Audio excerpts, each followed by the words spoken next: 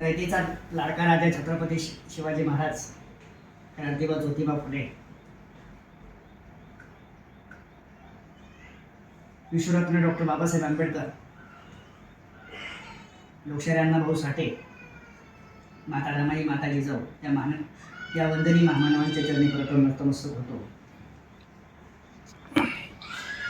मागच्या कार्यशाळेला प्रमुख वक्ता म्हणून होतो मी. मागच्या कार्यशाळेत बी एवढीच माणसं होती आणि आता बी एवढीच माणसं आहेत. कटारे सर, मला इतकी खंत वाटते आपल्या समाजाची. बाबासाहेब जन्मले नसले तर फार बरं झालं असतं. बाबासाहेब जन्मले नसते तर बरं झालं असतं. आमच्या गळ्यातलं मडकं गेलं नसतं तर बरं झालं असतं. ढुंगणावरचा खराटा गेला नसता तर बरं झालं असतं. आमचं अस्तित्वाचं जाऊ द्यावं, आम्ही तर हागंदरीच्याही पलीकडे आहोत. पारध्यांचं अस्तित्व तर जाऊ द्या, आमचं तर आजही नकाशावर नावच नाही. पण आमचं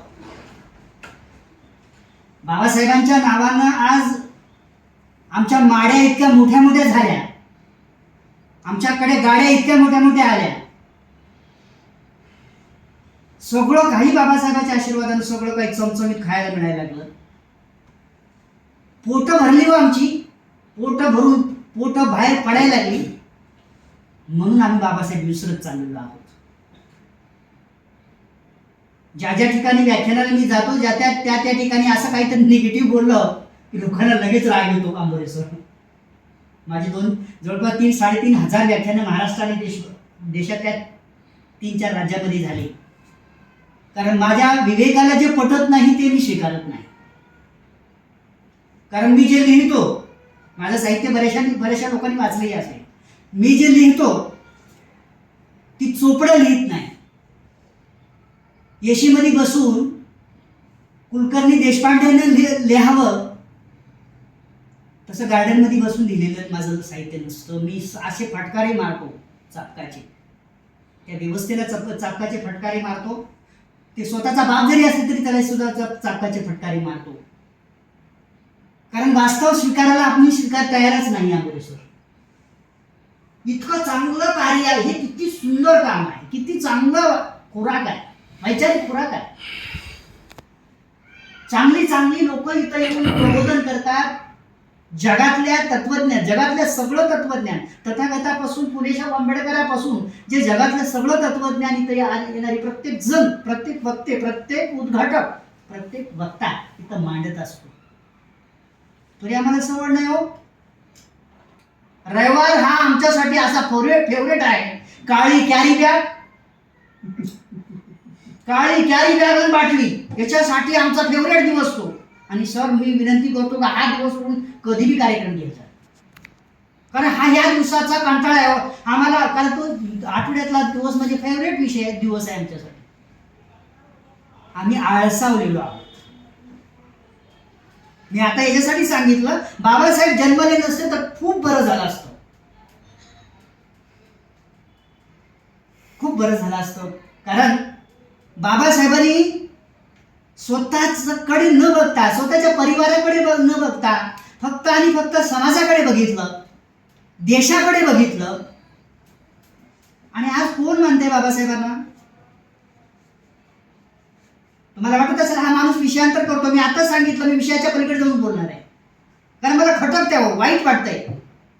इतके चांगले कार्यक्रम होत असताना, चांगलं उपक्रम राबवत असताना सुद्धा जर ही आपली माणसं जर अशा पद्धतीनं वागत असतील, बरे ही कार्यक्रम काय म्हणजे काल परवापासून सुरुवात नाही होत, 8 दिवसापासून प्रसिद्धीला सुरुवात होते. लोकांना चांगलं ऐकायची सवय राहिलेली नाही. इथं एखादा सत्संग असता, एखादा बुवा भाऊ बापू इथं आला असता तर मला वाटतंय इथं हे जागा सुद्धा पुरली नसती. इथं बिर्याणीचा कार्यक्रम असता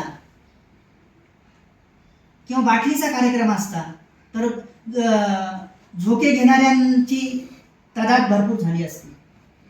सांगायचं तात्पर्य एवढंच आहे की लोकांना आपण काय आपण काय करतोय, आपण काय करावं याचं भान राहिलेलं नाहीये. चांगलं ऐकायची सवय राहिलेली नाहीये. आणि चांगलं कोणी करत असेल तर ते मानण्याची सुद्धा तयारी राहिलेली नाहीये. त्यामुळे कधी कधी आंबोरेश्वर वाटतंय सगळं सोडून द्यावं आणि आपलं आपलं बघावं. 42 वर्ष गेले, 42 वर्ष चळवळीचं काम केलेलं आहे. कटारे सर नेहमी म्हणतात नका हो, सोडू नका, अजून काम करत राहा. सर असं जर होत असेल तर नको वाटतंय. साला यांनाच घरात आलं बायका लेकर आहे तर आम्हाला का नाही का? आम्हाला द्यायचंच की, आम्ही आजही भाड्याच्या घरात राहतोय. आम्हाला बी सगळं आहे ना. आम्ही जर घरात तुळशी पात्र ठेवायचं, आम्ही एवढा सगळा अक्षरशः 2-3 वेळा हल्ले झाले माझ्यावर. आम्ही एवढ्या मोठ्या प्रमाणामध्ये त्याग करून समाजासाठी आजही आंबोरेश्वर संघर्ष करतोय. अजूनही वाटतं की काहीतरी करावं असं. आणि कधी कधी जर असं जर वाटलं की लोकच जर आम्हाला सहकार्य करत नसतील, लोकांनाच हे सगळं नको असेल तर कधी कधी वाटतं की काय करावं, नको, वाईट वाटतं, खूप वाईट वाटतं. आणि हे ह्या 10-12 वर्षातच झाले का खरंच. कारण 2 ऑक्टोबर 2006 ज्यावेळेस आम्ही बौद्ध धर्माची दीक्षा घेतली, त्या 2006 पासून 2017-18 पर्यंत परिस्थिती बरी होती. आंबोरेश्वर परिस्थिती खूप चांगली होती. आम्ही जिथंही कार्यक्रम घ्यायचो तिथं कमीत कमी 550 किंवा 100-500 तरी लोक हमखास असायचे. 50,000 1 लाख लोकांच्या धम्मपरिषदा गायकवाड सरांनी आम्ही घेतलेल्या आहेत. तुम्हाला अतिशयोक्ती वाटेल, माझ्याकडे फोटो आहे. 1 लाख लोकांच्या धम्मपरिषदा घेतल्या. दीक्षा सोहळ्याने घेतले. परभणीमध्ये 7,000 पारध्यांच्या दीक्षा देत असताना 70 ते 80 हजार पब्लिक होतं. रेकॉर्ड ब्रेक, पोलिसांचा रिपोर्ट होता. तू काळ बघितल्यानंतर आज वाटतं की असं कसं काय होऊ शकतंय, असं कसं काय होतंय. लोक इतके का सुस्तावलेत. मोदींनी इंजेक्शन दिलंय, वैचारिक नपुसकत्वाचं इंजेक्शन. मी काय म्हटलं, विचारपूर्वक बोलतोय, वैचारिक नपुसक बनवण्याचं इंजेक्शन. आता म्हटलं ते त्यांनी सांगितलंय वैचारिक नक्षलवादी, वैचारिक आतंकवादी असं घोषित केलं त्या लोकांनी. म्हणजे लक्षात ठेवा, जर तुम्ही आज हुशार नाही झालात, आज जर तुम्ही ताटामध्ये सोन्याचा घास आहे म्हणून आजच्या पुरता जर आज तुम्ही विचार केला तर भविष्यामध्ये येणारी पिढी तुमच्या जिंदगीवर थुकल्याशिवाय राहणार नाही. आज काय तुमचं काय माझं काय, आपण जाण्याच्या मार्गावर आहोत. आता आपण सगळे जाण्याच्या मार्गावर. उद्याचं काय, उद्याच्या पिढीला वाटलं पाहिजे की माझ्या बापानं काहीतरी करून ठेवलंय. संपत्ती नाही, घर नाही, घर नाही, गाडी नाही, संपत्ती नाही, वैचारिक वारसा काहीतरी. आज आपण बाबासाहेबाला काय म्हणतो, नेहमी लोक सांगतात बाबासाहेबांनी ह्याहून केलं, बुद्धांनी त्याहून केलं, शाहू महाराजांनी त्याहून केलं, ज्योतिबा फुलेंनी ह्याहून केलं. तुम्ही काय केलं. आंबोरेश्वर प्रामाणिकपणे बोलतोय आणि जाणीवपूर्वक बोलतोय. आम्ही वर्षानुवर्ष हेच सांगतोय की बाबासाहेबांनी ते केलं, बुद्धांनी ते केलं, शाहू महाराजांनी ते केलं, क्रांतिकारक ज्योतिबा फुलेंनी ते केलं, सावित्रीबाईंनी ते केलं. त्यांनी त्यांच्या काळामध्ये केलं. त्यांनी त्यांच्या काळामध्ये कठीण परिस्थितीमध्ये का असताना त्यांच्या काळामध्ये त्यांनी इतकं चांगलं कार्य केलं. आम्ही काय केलं, आमचा आरसा काय, आम्ही आरशासमोर जाऊन बघणार आहोत की नाही, आम्ही काय केलं. आम्ही तेच उघडत बसलोय, बाबासाहेबांनी येऊन केलं, बाबासाहेबांनी येऊन केलं. तो विचार आपल्यासाठी आवश्यक आहेच, परंतु त्या बाबासाहेबांच्या नंतर आम्ही काय केलं याचं जर आम्ही आत्मपरीक्षण केलं नाही, त्याचं जर सिंहावलोकन आपण काय केलं नाही तर या कार्यशाळेला काहीच अर्थ नाही, या विचाराला काहीच अर्थ नाही. पारद्यांच्या पावलावर जाऊन आम्ही बाबासाहेब निश्चितपणे सांगावं, माझा तो अधिकार आहे, मी सांगू शकतो. परंतु तुम्ही बौद्धांमध्ये जाऊन तुम्ही बाबासाहेबच सांगू नये. तुम्ही काय सांगावं की तुम्ही काय केलं रे बाबासाहेबांच्या नंतर आपण काय केलं. आम्ही फक्त शिकलो, ब्राह्मणाच्या नंतर शिक्षणाचं प्रमाण आमचं वाढलं, म्हणून आता म्हटल्याप्रमाणे साडी माडी गाडी सगळं आमच्याकडे आहे. बामणाला सुद्धा विकत 4 वेळा घेतो, इतकी आमच्याकडे सगळं काही आहे, वैचारिक सुद्धा आहे. पण प्रॅक्टिकली रस्त्यावरचं कार्य, बाबासाहेबांना अपेक्षित असलेलं कार्य, बाबासाहेबांना अपेक्षित असलेलं कार्य आम्ही केलं. आता तुम्ही प्राध्यापक प्राचार्य आहात, मी तुमच्यापेक्षा मोठा नाही, विचारवंत नाही, पण बाबासाहेबांना अपेक्षित असलेलं काम आपण केलं. एकतरी काम उदाहरण दाखवा. अजिबात केलं नाही. बाबासाहेबांना अपेक्षित असलेलं कार्य म्हणजे पारद्यांच्या पालात जाऊन बुद्ध सांगा, मांगाच्या मांगवळ्यात जाऊन बुद्ध सांगा, साई माळीकरी तांबोळ्यांच्या घरी तिथं जाऊन बाबासाहेब सांगा, बुद्ध सांगा. हे आम्ही आजवर केलं का हो? म्हणून आम्ही आमच्या टोलेजंग घरातून, आमच्या टोलेजंग आरसीसी घरातून आम्ही बाहेर पडलोच नाही. आणि फक्त आम्ही बाबासाहेब आणि बुद्ध कोणाला सांगतोय? आम्ही आम्हालाच सांगतोय. बुद्ध आणि बाबासाहेब कोणाला सांगतोय? इथं बसणारी कोण आहेत, ऐकणारी कोण आहेत? आपणच आहोत. एकही पार्टी नाही, एकही लमान नाही, एकही चांबार नाही, एकही ढोर नाही, एकही मान नाही. इथं आम्हीच आम्हाला बुद्ध आणि बाबासाहेब सांगतोय. अगोदरच आम्ही उघडून केलंय, सगळं कोळून केलंय बाबासाहेब, तोच बाबासाहेब आम्ही आम्हाला सांगतोय. हे कुठेतरी बदल होत आहे. हेच अनेक व्याख्यानातून इथे सांगतो लोकांना, हे चुकीचं. अरे काय, आम्ही आमची ओळख, आम्ही जोपर्यंत आरशात जाऊन बघणार नाही, आम्ही गेल्या 60 बाबासाहेबांच्या महापरिनिर्वाणानंतर आम्ही काय केलं, आम्ही आमच्यासाठी जेवढं केलं. मला काही गोष्टीचं समर्थन मी करतो. बाबासाहेबांच्या नंतर चळवळ जिवंत ठेवायचं काम आपण केलं, हे मला मान्य करावंच लागेल. मी माझ्या पुस्तकात सुद्धा मान्य केलं. चळवळ जिवंत ठेवायचं काम केलंय, परंतु ती चळवळ केवळ मारवाड्यापुरती जिवंत न ठेवता, बुद्धवाड्यापुरती जिवंत न ठेवता ती पारध्यांच्या पालापर्यंत गेली पाहिजे. गेली का? गेलीच नाही हो. म्हणून पारधी आजही बाबासाहेबांना शिव्या देतात, महाराजांना शिव्या देतात, बौद्धांना शिव्या देतात. मांगवड्यात गेली? अजिबात गेली नाही. मांगवड्यात गेली असती तर शेजारचा मांग आजही वर्गीकरणाच्या नावानं आजही नाही, तुम्ही सगळं खाऊन टाकलं. त्यांना तुम्ही समजावून सांगितलं नाही रे बाबा, हे चुकीचं आहे. अगोदर समजावून सांगितलं असतं, त्यातली इतकी हरामी माणसं आज उठली असते, उठून राहिले असते. चुकीचं आहे काय? गेल्या 60 बाबासाहेबांच्या महापरिनिर्वाणानंतर जर आमच्या शेजारच्या मांगाला जर आम्ही समजून सांगितलं असता, बाबासाहेब समजून सांगितलं असता, संविधान समजून सांगितलं असता, तर आज उपवर्गीकरणाच्या नावाखाली तिथे 4 टाळके उठून उभी राहिलेली आहेत. ते 4 टाळके उठून सुद्धा उभी राहिलेली नसते.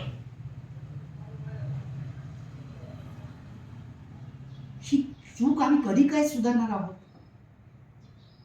केवळ मोठ्या मोठ्या विषय घेऊन व्याख्यानं आपल्याच माणसाला आपण व्याख्यानं देण्यापेक्षा ही व्याख्यानं पारद्यांच्या पालात झाली पाहिजेत, पारद्यापर्यंत गेली पाहिजेत, मागापर्यंत गेली पाहिजेत, चांभारापर्यंत गेली पाहिजेत, सर्व बहुजन समाजाच्या घरादारापर्यंत त्यांच्यापर्यंत ही व्याख्यानं गेली पाहिजेत. बाबासाहेब आम्हाला सांगून काय फायदा आहे हो?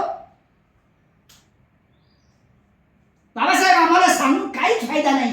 या कार्यशाळेमध्ये कटारे सर, राग येत असेल तुम्हाला, कटारे सर या ठिकाणी आदिवासी असला पाहिजे, आला पाहिजे. या ठिकाणी मांग आला पाहिजे, चांभार आला पाहिजे, पारधी आला पाहिजे, सगळेच आले पाहिजे. याच्यासाठी प्रयत्न करा. काही महिने ही कार्यशाळा बंद ठेवा, परंतु त्याच्यामध्ये प्रबोधन करा. अरे बाबा तू आलं पाहिजे. आणि बाबासाहेब पहिल्यांदा त्यांना बाबासाहेब सांगू नका, बुद्ध सांगू नका, काही सांगू नका. पहिल्यांदा संविधान सांगा. संविधानानं हे तुझ्यासाठी हे केलेलं आहे.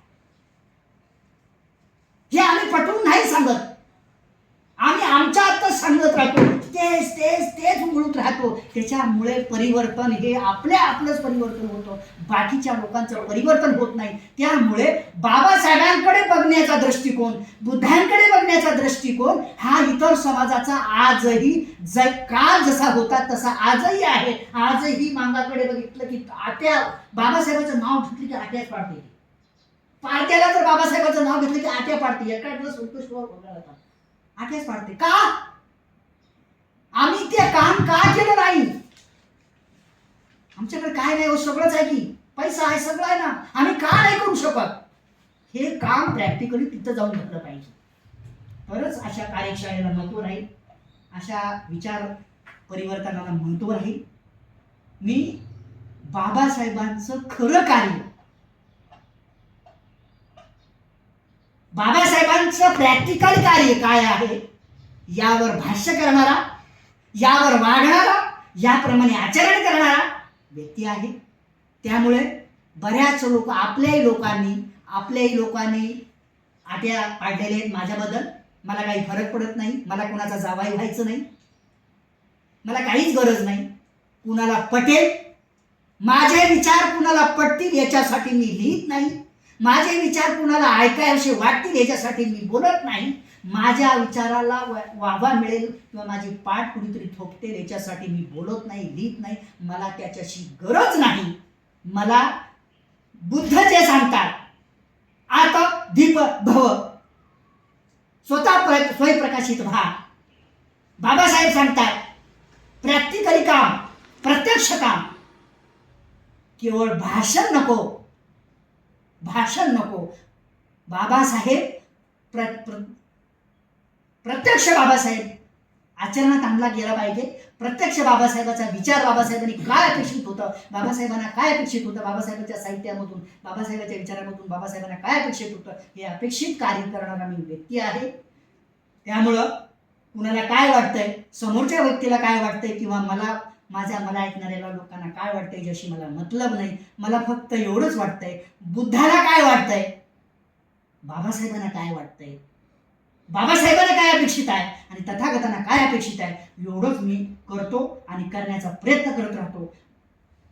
कुणाची साथ मिळो अथवा न मिळो, मी माझं काम अविरतपणे आजही करतोय आणि करत राहणार, एवढंच या ठिकाणी बोलतो. माफ करावं अंबोरे सर आणि अध्यक्ष महोदयांना मी विनंती करतो की विषयांतर करून मी या ठिकाणी बोललो, काही चुकीचं बोललो असेल तर माफ करा. माफी मागतो, या ठिकाणी थांबतो. जय भीम, नमो बुद्धाय.